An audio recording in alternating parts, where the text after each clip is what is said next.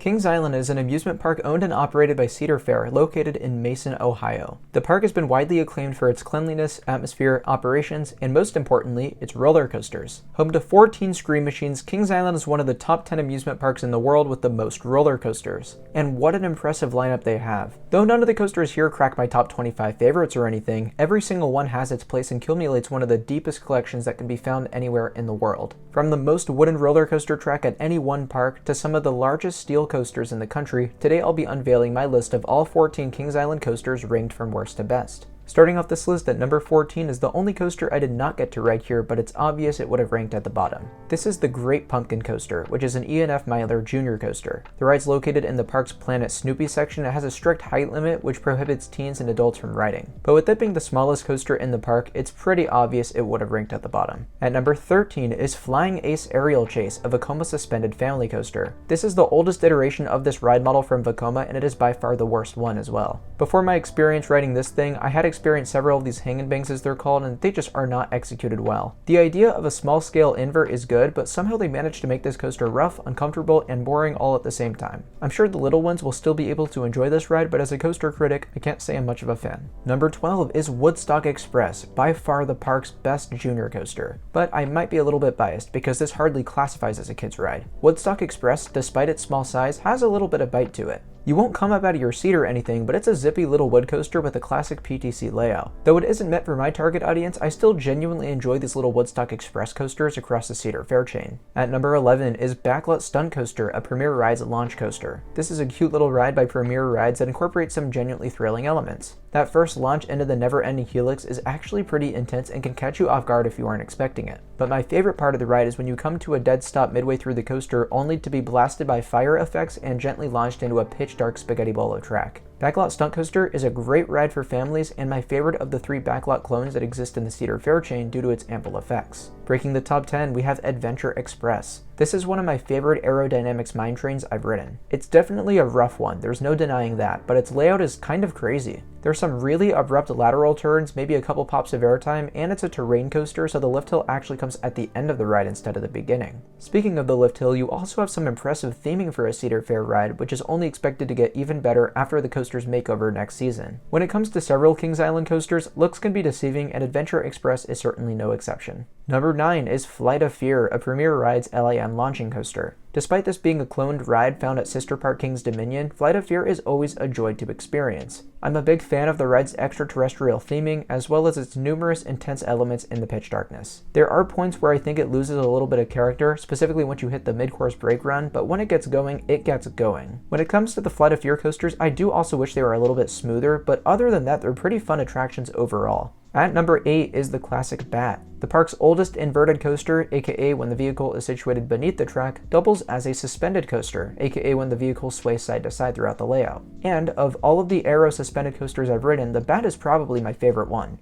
I love this coaster's use of the terrain along with its sense of speed and moderate intensity. From off-ride, it seems like something families would be able to enjoy, but it's honestly a bona fide thrill coaster. Just next door is another awesome inverted coaster. Number 7 is Invertigo. Let's be honest, this is probably going to be the next Kings Island coaster on the chopping block. It's a super rare, older ride model, meaning it's not easy to get parts from, and it isn't especially popular amongst park guests either, which, considering it's tucked away in a corner of the park, makes a lot of sense. But I'm here to say that Invertigo is underrated. Not as much as the larger, giant inverted boomerangs, but it's certainly a whole lot better than the standard Vekoma boomerang. I was impressed by the forces riders experienced during the many inversions, and the smoothness actually. I was expecting it to shake you around a lot given the fact that the restraints are identical to a Vekoma SLC, yet Invertigo is one of the smoothest old Vekomas I've ever ridden. For however long this attraction sticks around, don't underestimate its intensity and overall ride experience. It's a very enjoyable coaster, and it gets bonus points for being the only one of its kind in America. At number 6 is the Racer, which opened in 1972. This ace roller coaster landmark is one of the most beloved classic coasters out there. It originally opened as the tallest and fastest coaster around, which makes you appreciate Kings Island even more given all the coasters around it that are just way taller. But despite its age and historical presence, Racer is still going strong with its great out and back layout and excellent dueling aspect. I was surprised to see the park running 2 trains on either track, so 4 trains total, guaranteeing a racing ride every single ride. This drastically enhances one's experience and makes the coaster that much more engaging. Before you overlook Racer in favor of the park's larger attractions, just remember that they likely wouldn't exist without a kickstarting the original Coaster Wars. Tracking the top 5 on the list, we have Banshee. The world's longest B&M inverted coaster certainly lives up to its impressive stats. It packs in some wild positive G-forces and a fascinating layout for this type of ride. Banshee might be the most unique invert I've ridden by B&M because of how it uses its terrain and the elements it incorporates. One of the standout moments is the world's only pretzel knot element, which is a ginormous dive loop and Immelman put together. Another highlight for me was the slow-moving Heartline roll at the end that was executed flawlessly in my opinion. If there is one thing I wasn't as much of a fan of, it was the re-rideability. Between the fact that Banshee uses the newer B&M vest restraints instead of the classic over-the-shoulder restraints, and with it being a bit shaky, it can be hard to ride this over and over again. But throughout the day, if you stop by for a ride on Banshee, I doubt you'll be disappointed by the coaster's sheer power and layout. Number 4 on my list is Diamondback. One of B&M's most acclaimed hypercoaster projects, Diamondback stands 230 feet tall and was the park's tallest roller coaster for a long time until 2020. It features a fun 5,200 foot long layout taking riders out into the woods, giving ample floater airtime. Like Banshee, I did notice that Diamondback shakes you around more than other B&M hypers, which isn't a problem if you sit in the front, my preferred seat on this ride regardless. So if you get that front row experience, I'm sure all of you will really appreciate this ride. It's a great time and definitely a crowd pleaser for the park. Taking the number 3 spot is the Beast. By far Kings Island's most famous ride and one of the most iconic roller coasters in the world, the Beast is a legend. Since it opened in 1979, it has held the record as the longest wood coaster on Earth, and even more impressive is that the park built the ride themselves. With a ridiculous length of 7,361 feet long, the Beast never ends and every second of your Pride ride time is going to be memorable. Why? Because you cannot tell what the ride is trying to accomplish. It might be one of the most unconventional roller coasters in the world because it doesn't seem like it's trying to do anything, yet it absolutely flies through the woods and throws you around everywhere.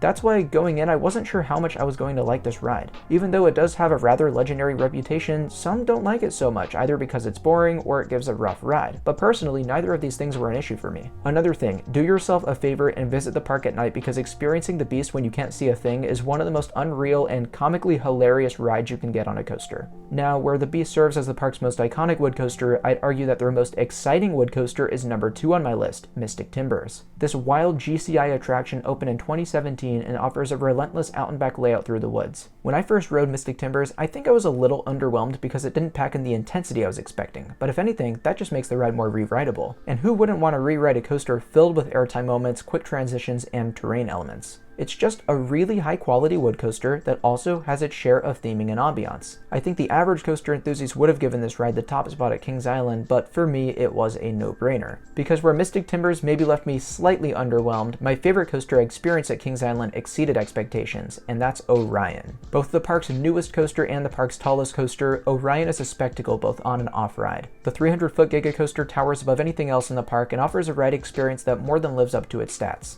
The first drop, the sense of speed, and the airtime moments make it a well-rounded attraction by B&M. Since it opened in 2020, I've noticed that Orion has been somewhat controversial amongst roller coaster enthusiasts since it isn't quite as impressive as other Giga coasters. Most notably, many thought the ride was too short, which I think is an arbitrary complaint. Sure, the ride would have been better if it were longer and had more elements, and sure, it's not as long as something like Fury 325 at Carowinds, but it still has 5,300 feet of track, and it's still a Giga coaster. Every time I hit the final brakes on Orion, I'm breathless, and in my eyes, that's an indicator that you're on a fantastic roller coaster. But anyways, that's just my personal take on Kings Island's 14 different roller coasters. Let me know if you agree with my rankings or if you would have swapped up some of the spots in the comment section below. Feel free to subscribe to Coaster Dash for more ranking videos like this to come in the future. I appreciate you all sticking with me, and I'll see you very soon. Bye guys.